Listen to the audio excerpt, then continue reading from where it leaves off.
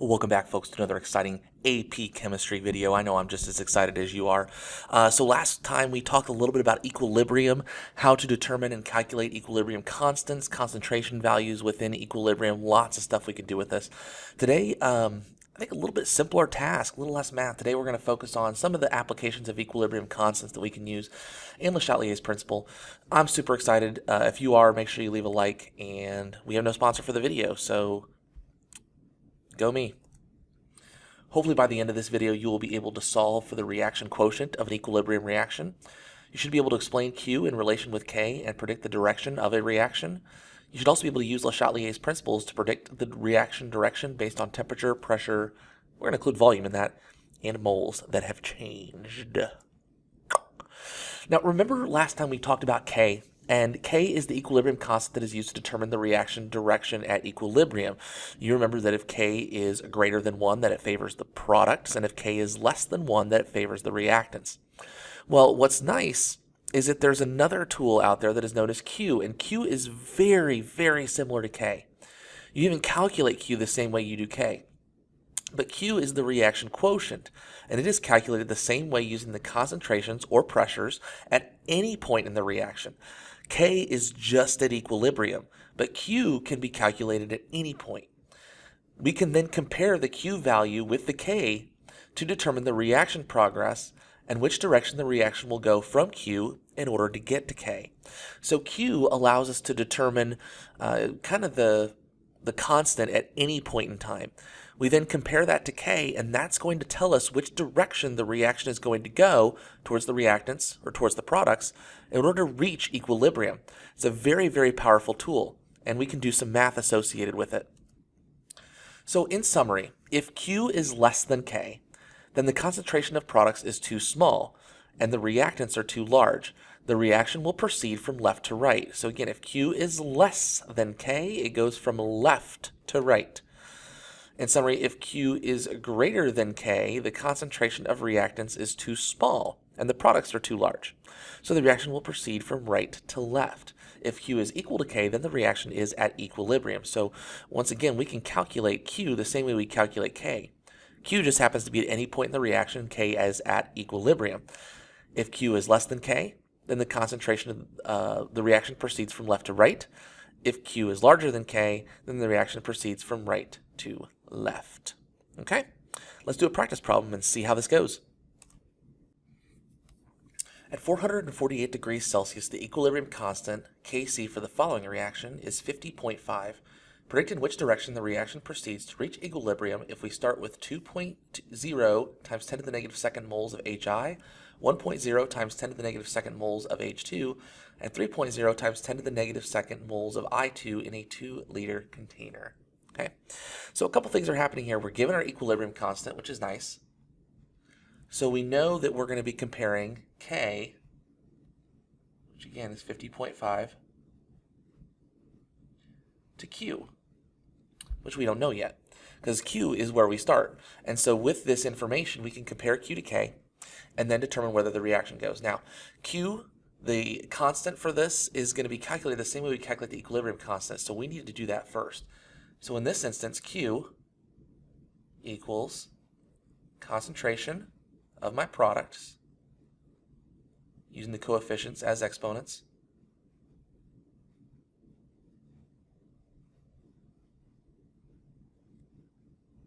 and the concentration of my reactants. Now, in this instance, we take a look here. We are given moles and told what liter container they're in. So these are not molarities. And unfortunately, it's a 2-liter container, not a 1-liter container. So we need to get the molarities of all these. Okay. So the concentration of Hi is 2.0 times 10 to the negative second divided by 2 liters. And we're going to do the same thing for all of the rest of them. So we need a concentration of H and I2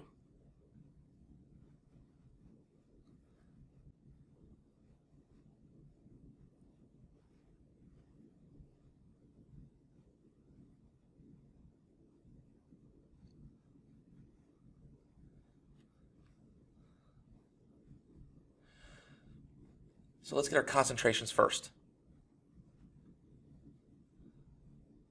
This is 1.0 times 10 to the negative second. 5.0 times 10 to the negative third.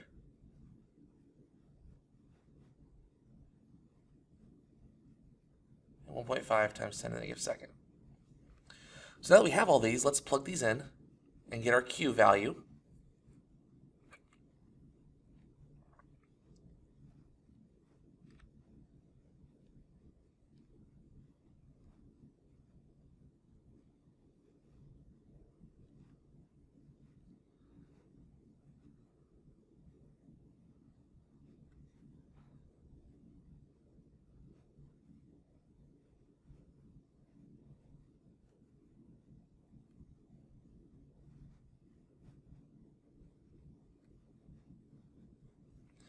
And we're going to go ahead and plug those into our calculator and solve.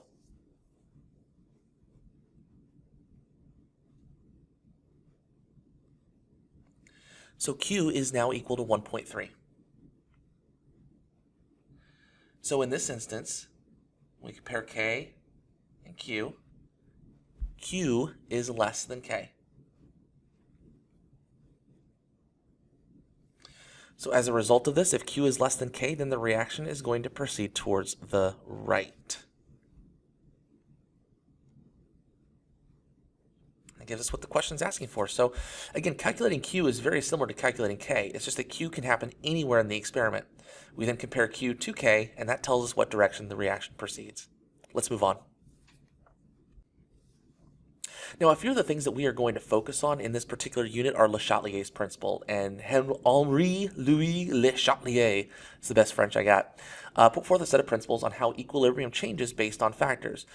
Keep in mind that when we change variables, we change Q, and that results in a shift towards the reactants or products to re-reach equilibrium. This primarily focused on how we can maximize the production of ammonia, NH3, from the Haber process. That's when you take nitrogen plus hydrogen and you get ammonia.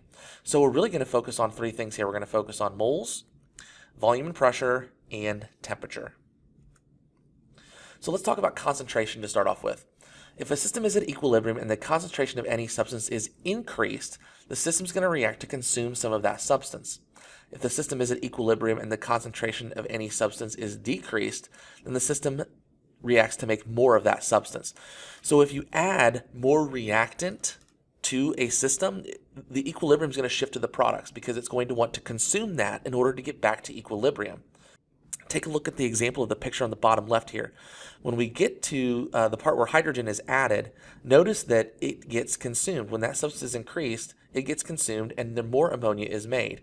As a result, equilibrium shifts to the right. If we add more ammonia, like at the very end there, notice that equilibrium shifts to the left. The ammonia is reduced while the nitrogen and hydrogen are gained. So keep those things in mind. When you increase a substance, the system reacts to consume it, thus pushing the reactant towards the products, pushing the reactant towards away from what's being increased. If a substance is decreased, the system reacts to make more of that substance. So equilibrium shifts to make more of the substance you lost. Changing pressure and volume, reducing the volume of a gas equilibrium mixture causes the system to shift in the direction that reduces the number of moles of gas. So if we look at the equation here, we have 4 moles of gas on the left-hand side and 2 moles on the right-hand side. So if we reduce the volume of the gas, we're going to make more NH3 because that is the smaller mole number. On the flip side of that, if we increase the volume, equilibrium is going to shift back to the left-hand side because that is more moles of gas. This also applies to pressure as well, but remember, when we reduce the volume, we increase the pressure. So an increase in pressure causes the number of moles of gas to be reduced, so it shifts, the equilibrium will shift that direction. If we decrease the pressure, thus increasing the volume, then the equilibrium will shift to increase the number of moles of gas. Temperature is a bit tricky here. So when the temperature is increased, and we're focusing on the increase of temperature here, the system reacts as if we added a reactant to an endothermic reaction or a product to an exothermic reaction as heat. How do we know that? Well, we look at the delta H of the reaction, and that tells us whether delta H is a reactant, if it's positive, or a product, if delta H is negative. the equilibrium shifts towards the consumption of heat, so the opposite direction of heat. So we have to determine if the reaction is endo or exothermic, if the temperature is increased or decreased. If the temperature is increased, then equilibrium shifts toward the consumption of heat. If the temperature is decreased, then the equilibrium shifts away from the consumption of heat. So let's say we increase the temperature and the reaction is endothermic.